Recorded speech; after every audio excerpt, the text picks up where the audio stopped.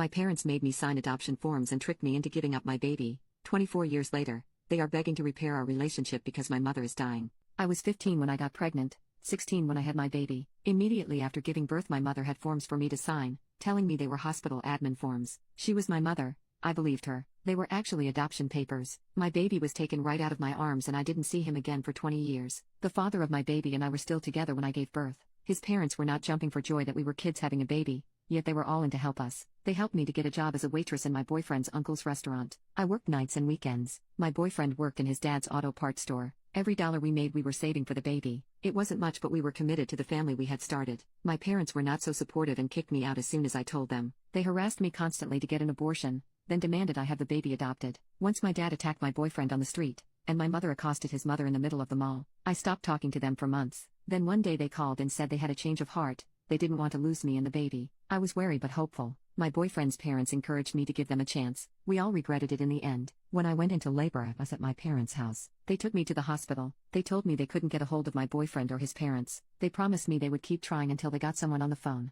They lied. I left that hospital heartbroken and betrayed. I went to my boyfriend and his parents and we grieved together. Days later, my parents had me taken from their home and forced back to their house. I ran away. They dragged me back, again and again. They finally let me go when I tried to unalive myself. I hated them. I never wanted to see them again. When I was 22, my boyfriend and I got married. It wasn't a grand event. We were married at the courthouse, then went back to my in-laws for a backyard barbecue reception. A year later, we welcomed our second child into the world. The trauma from the events of the first time I gave birth hit us both hard, especially my husband. I would not have had it any other way, but he still demanded to be in the delivery room with me. I wanted my mother-in-law there with us too. His dad and siblings waited on guard in the waiting room and outside the hospital. Overk LL, maybe, but we felt safer knowing there were people there for us, making sure nothing happened. I have given birth to a total of 4 babies. We love each and every one of them, and yet our hearts ached and yearned for our firstborn. Every day I thought of him and hoped that he went to a good family that loved him. Every year on his birthday, my husband would buy him a Matchbox car and I would bake him a rhubarb sponge pudding. We had no idea he even liked rhubarb sponge pudding and Matchbox cars,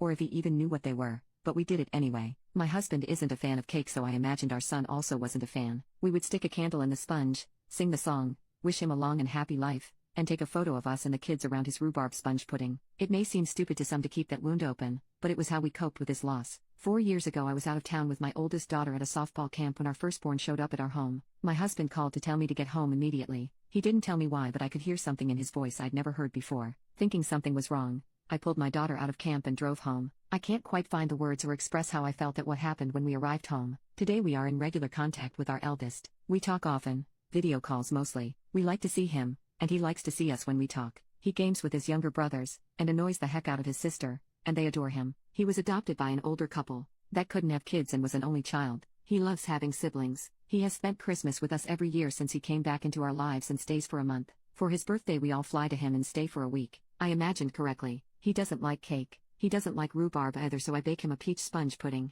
We also fly to him on the anniversary week of his parents' deaths. They died within days of each other. His father found us years before when our son first told his parents that one day he would like to meet us. I am so grateful to the man and woman that adopted him. They gave him a good life with lots of love, and raised a good son. I wish I could have known them, thanked them. A few weeks ago my dad contacted my in-laws. My mother is dying. They have regrets and want to repair our relationship before she goes. Every part of me is against it. They can both choke to death on their regrets for all I care. There is not 1 ounce of me even a little bit willing to give them that. I hate them for what they did to us, for stealing our son, for taking him right out of my arms. All that time lost because of their cruelty and their selfishness. I hate them. My husband has no love for them at all, but he thinks it would be good for me to show them how well we've done, how good our life has been without them. He wants them to meet our kids, all our kids. He wants them to come face to face with the child they took from us. He wants to rub in their faces all they've missed out on and leave them with new regrets. I don't think they deserve to lay their eyes on so much goodness.